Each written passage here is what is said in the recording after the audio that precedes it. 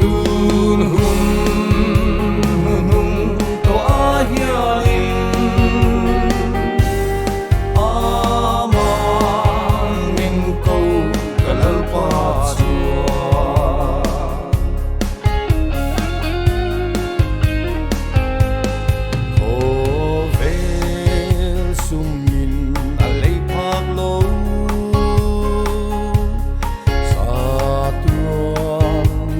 tuan nun na lu mi sang tâm to tem u phak lo an tan da in a nun na in ko ui thiam dem ur sunin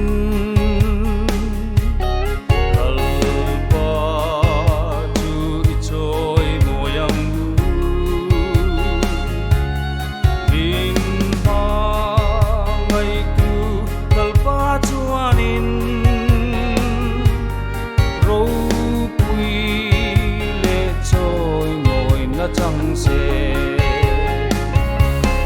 im ta nghe lo mà trôi môi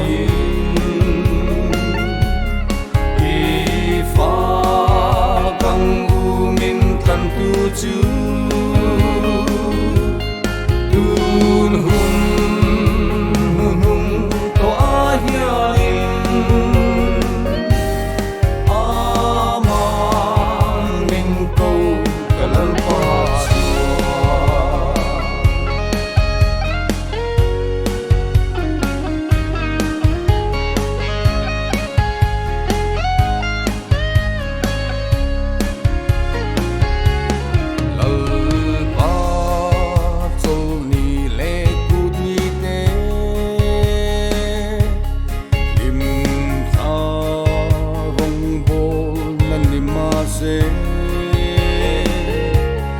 ang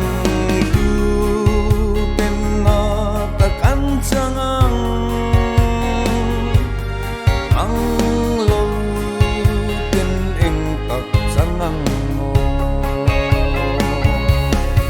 im ka nghe lo ma choi moi i fa kang u min than tu chu tun hum to ahiain amang min ko kalalpa tun hum